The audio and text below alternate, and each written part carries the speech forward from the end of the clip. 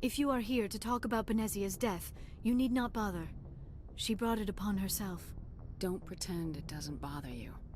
She was your mother. She was. But she was not.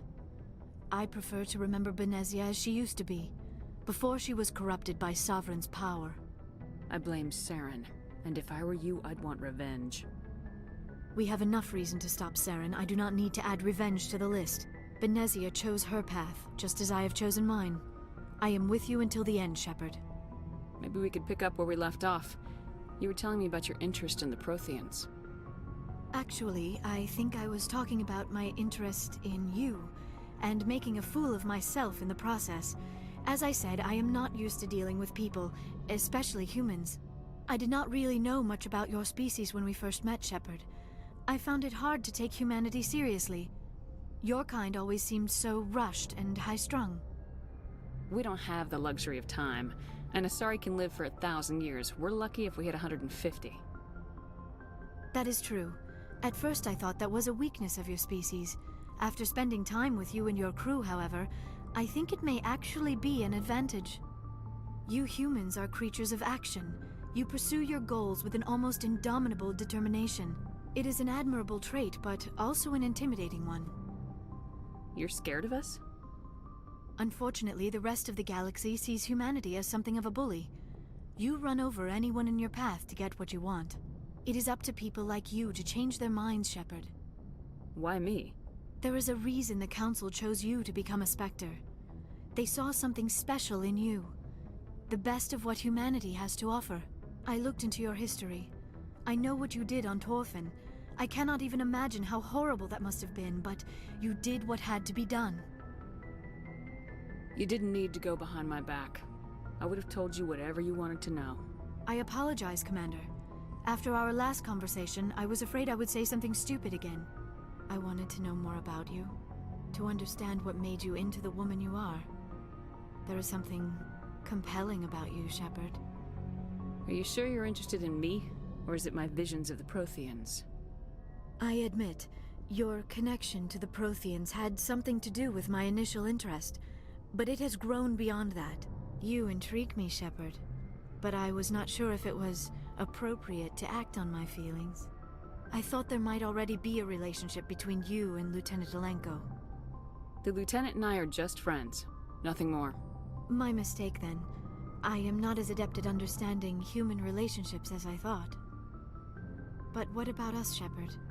Is there a mutual attraction, or was I wrong about that too?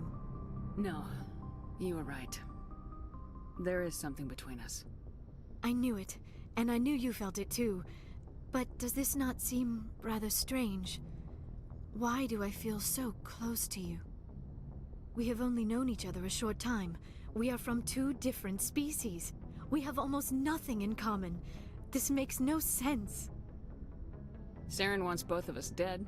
That's something. That is not the most romantic reason, is it? You make it all sound so dangerous. A little danger makes things exciting. This is all a bit overwhelming. I am not used to this. You. I need some time. Take all the time you need, Liara. I'll be here. Thank you, Shepard. Let's just talk about something else for now. Commander, good to see you. You've been with C-Sec a while. Have you seen much action? Well, not as much as you, but yeah, I've seen some interesting things. I bet you have. Anything in particular that stands out? I remember this Solarian geneticist I was sent to investigate. That case was a bit disturbing. What happened? Why were you investigating him? I was tasked with tracking black market trade on the Citadel. Most of it harmless, nothing I needed to pursue. But during the course of my investigation, I noticed an increase in the trade of body parts, organs mostly. We usually get a few of those, but not the numbers I was seeing. We weren't sure if there was a new black market lab or if some freak was harvesting organs from citizens. You've seen this before on the Citadel? Every so often, some lab sells unwanted parts through the black market, but they're not as bad as the psychos. I remember this one Elcor diplomat we caught in my first year on the job. He was hacking people up and selling their organs, had the station in a bit of a panic. But this case wasn't that clear-cut. Turns out there was more going on than we first realized. So how did you figure out what was happening?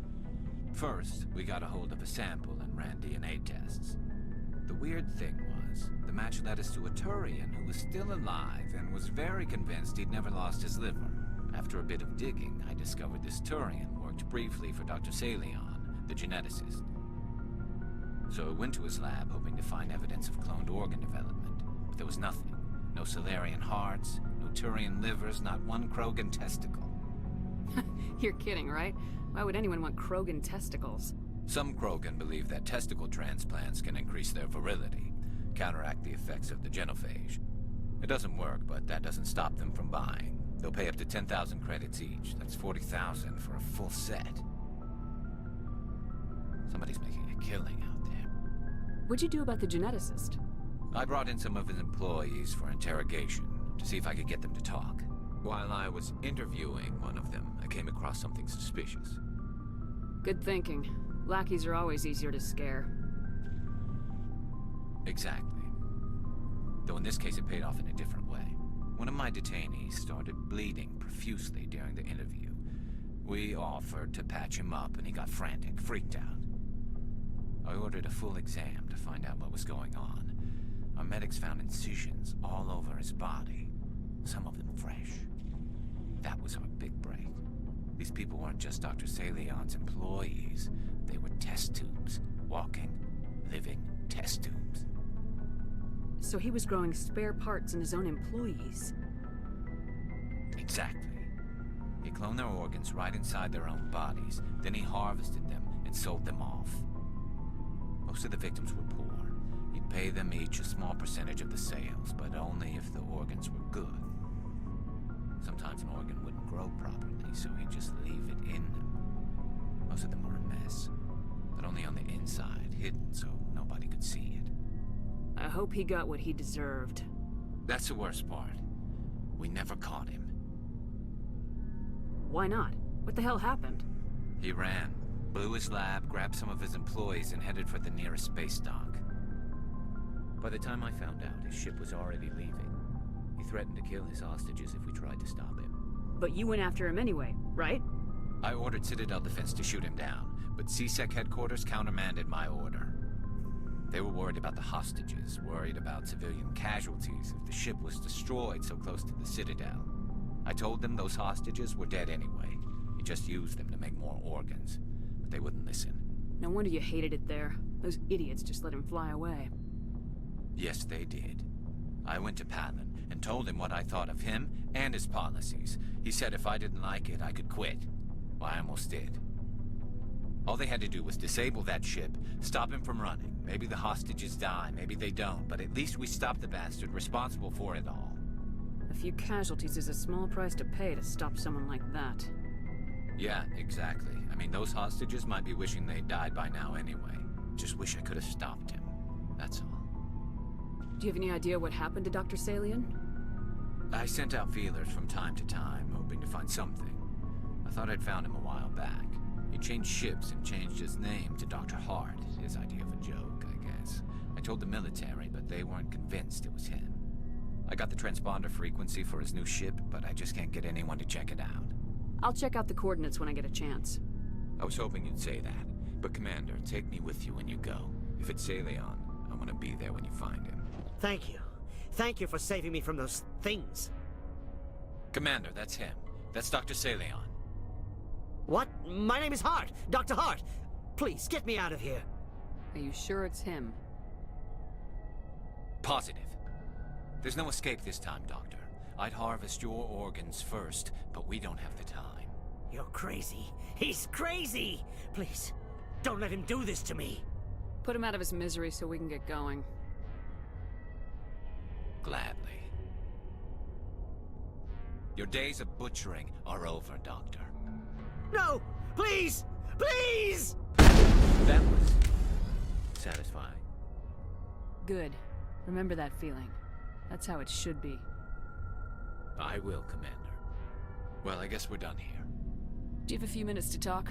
One-on-one? Sure. I was just watching some mail from home. Oh, before I go, we saw Caden in a news vid about the Normandy. He's cute. Later, sis. Let's pretend this never happened. Are you interested in the lieutenant, Chief? Fraternization is against regulations, ma'am. Don't ask, don't tell.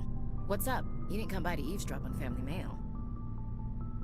Your family seems to be important to you. Yeah, we've always been close. Me and my sisters especially. With Dad on duty so much, I had to help Mom raise them.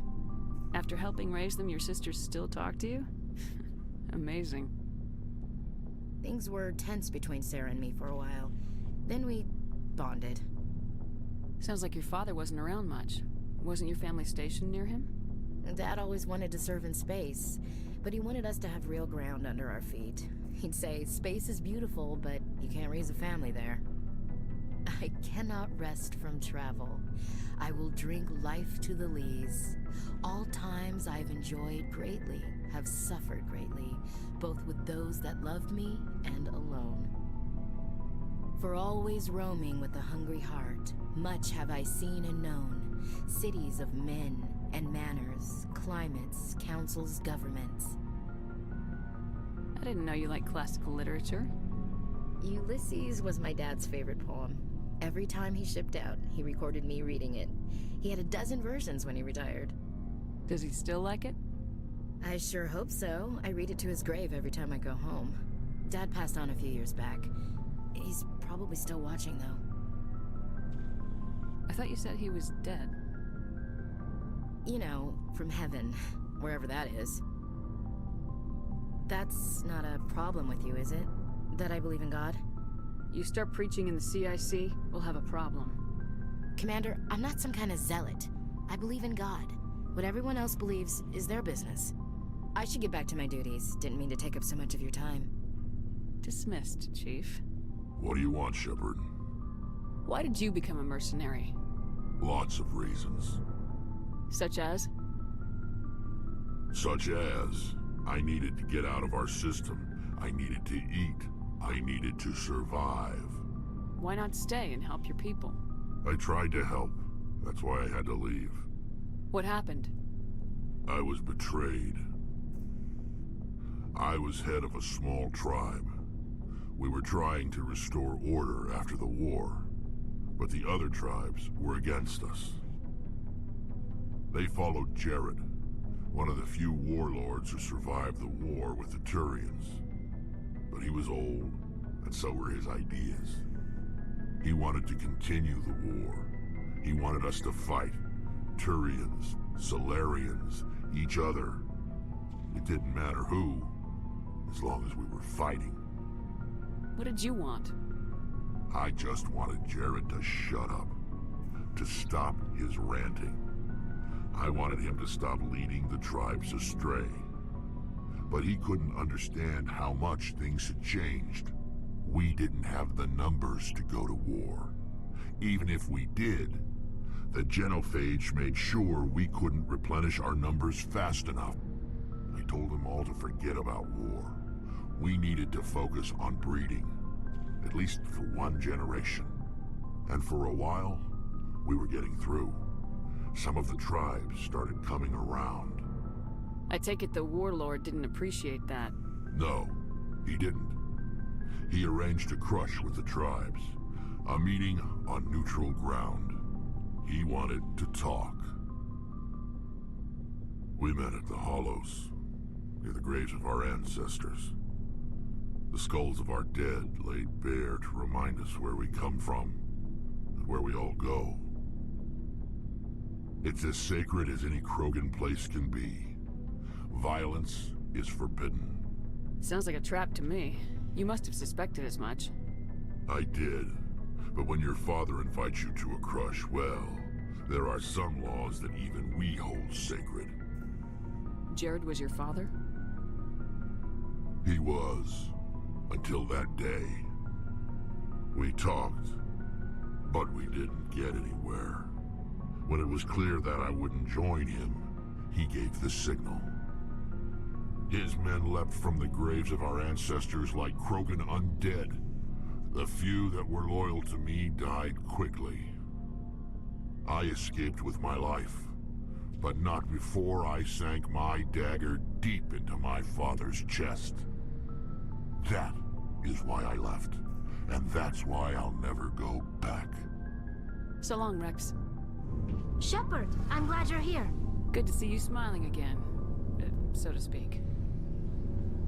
I'm sleeping much better now. I guess I'm getting used to how quiet your ship is. I still think a lot about my pilgrimage, though.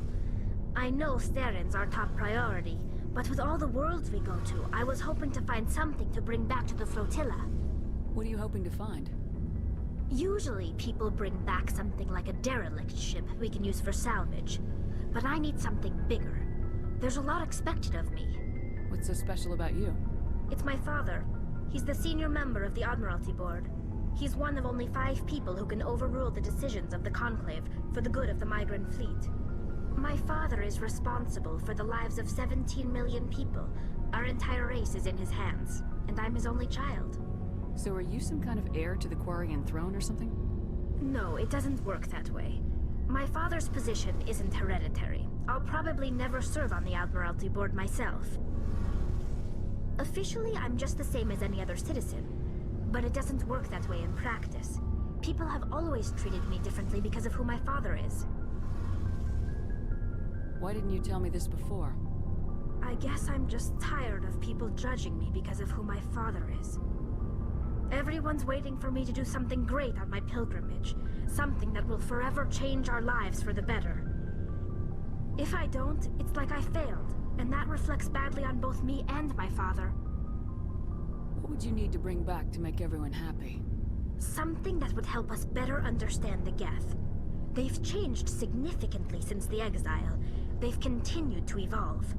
We've done our best to study them, but it's not easy. They're very reclusive. Until recently, they never went beyond the borders of the Veil. And all the Geth we run into now are under Staren's control. We'd need to find Geth operating on their own, independently. But I don't want this to get in the way of our mission, Shepard.